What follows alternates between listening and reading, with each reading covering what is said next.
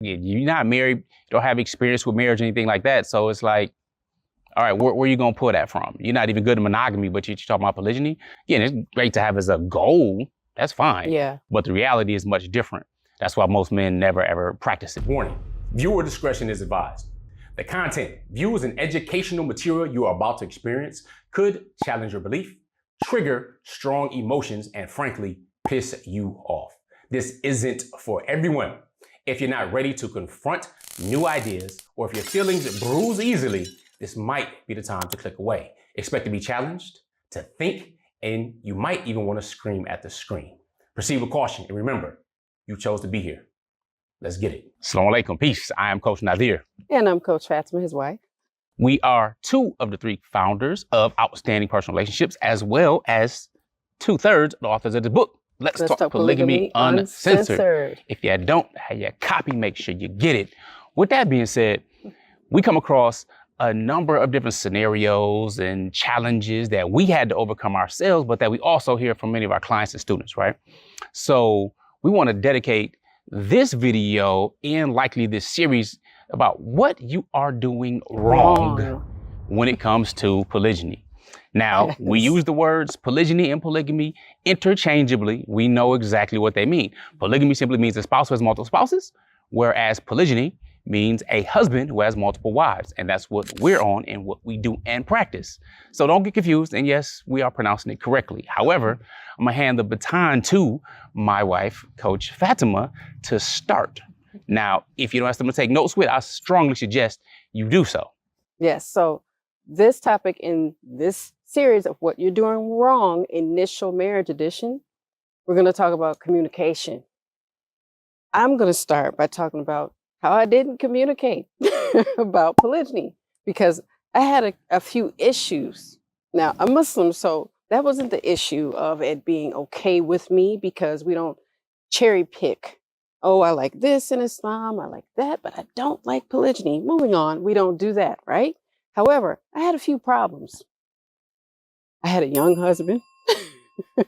I had a husband that was good looking and a problem, and he applied pressure because not only what made him attractive to me, first and foremost, I mean, I was a hormonal teenager, so the obvious made me attracted to him. But later on, as I got to know him, I found out that he was really smart and he was very brave. So I was like, I think I like that. I think I want to spend some time over there. And I had no idea when I met him. I met him when he was 14, so I had no idea. However, because of that history, right, what I did was the wrong thing, which is what I'm going to share with you and probably not the guys. I'm going to share this with the women because this is usually our problem with polygyny is that we don't want to bring it up. We don't bring it up because if we don't bring it up, he won't bring it up and he won't ever think about it. That's the lie we tell ourselves. That's the lie we tell ourselves because our lack of communication is going to get in the way of our healing once it does happen. So accountability is major. So I had to sit there and go, you know what, Fatimah, let's point one of them fingers back here because what I did wrong is that I didn't bring it up and I waited. Had I brought it up sooner, then the transition or the conversation and then the transition into polygyny wouldn't have been as painful. I'm here to tell you with all confidence, because I know me and when we know ourselves, we know our crap. So I knew that what I'll practice, which is this really great idea to do, is absolute complete avoidance. I won't talk about it. And once he gets in it, I'm thinking, I mean, that'd be a long time ago. Later. Later sped up real fast. So what I did was I said, well, avoid everything surrounding it. I ain't gonna worry about the pain of it. That's logical to me. And it wasn't. It wasn't rational. It wasn't practical. It wasn't sustainable. And what I ended up doing, I ended up shutting down my husband's voice because I'm like, this is how this is gonna go. And he didn't agree to none of that. He didn't say that. He didn't agree to it. And it was really harmful. So this is a self-inflicted wound that a lot of women create by not communicating at all.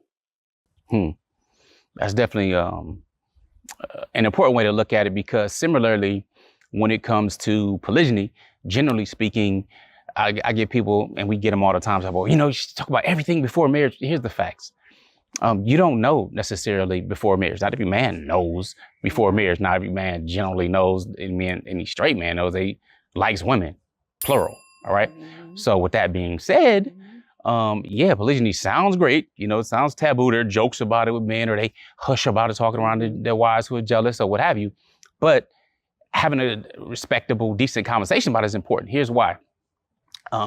If you know this before marriage, of course, you should bring it up. The people that generally know it before marriage are those who've already been married, and either it hasn't worked out or they've learned in marriage that that's what they desire. Because again, you're not married, you don't have experience with marriage or anything like that. So it's like, all right, where are you going to pull that from? You're not even good at monogamy, but you're talking about polygyny.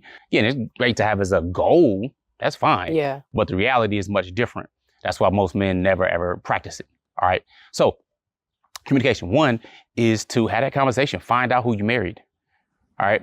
It's funny because there are different exercises that men are being told now to really try to find out who they married. Many men married inexperienced, or may have married young. They don't know. So some are being told, listen, this is what you should do. Take off 3 weeks from your job. If you work a job, take off 3 to 4 weeks. All right. Take whatever family medical leave act, or if you have some personal time off, take it off, and then they say, let your wife know you've been laid off. You don't have it, and stay around the house and try to do some things or what have you, and see how she begins to treat you. See if things change. All right. So I don't necessarily agree with that. I get what they're trying to get to, but those are just different exercises to actually test and find out who you're married to. One of the other tests is actually having the ability to converse when it comes to polygyny. All right. Now, that generally lies in the man's hands, because he's going to be the one practicing polygyny. My wife does not practice it. I practice. I'm married to multiple wives. So it's not necessarily on her. It doesn't preclude her or exclude her from ever bringing the decision forth. Now, here's the thing about communication. Many times we think that communication or delaying it is providing compassion, when in reality is providing confusion. Because if you reach a point where you want to practice polygyny, or you want to expand your family, right, then that communication helps provide clarity. Clarity is either going to let you know if you have cooperation or you don't. But if you delay it, that's just going to cause confusion, because you're not going to feel good with yourself. And most men generally prefer and expect as a value respect. That tends to be most men's love language. Respect. That's very high, right? However, if you don't demonstrate the ability to communicate properly, then you're not respecting yourself. It may be challenging to have a conversation, but you do challenge yourself as a man, right? All right. It may be difficult to really get some clarity or paint a vision where you are, especially if you're somewhere where other people don't practice it, or you don't have access to the tools, or for whatever reason, you haven't yet got our book. So it may be challenging, right? But delaying is not for compassion. It would just really lead more to confusion. Yeah. So either A, have the conversation before anything is already in process or in play, or before you're married, if that's the thing, you're there, or at least after getting married, right? Because you need to know who you actually married. That's important. And then how to move forward. Because if you're already demonstrating that you're able to take care of things in monogamy, and you're able to communicate effectively, then you're able to provide some type of clarity on the vision of what the future looks like, whether that's a few years from now, a few months, whatever it may be. That right there, even if it's a difficult conversation, will continue to have your respect in play.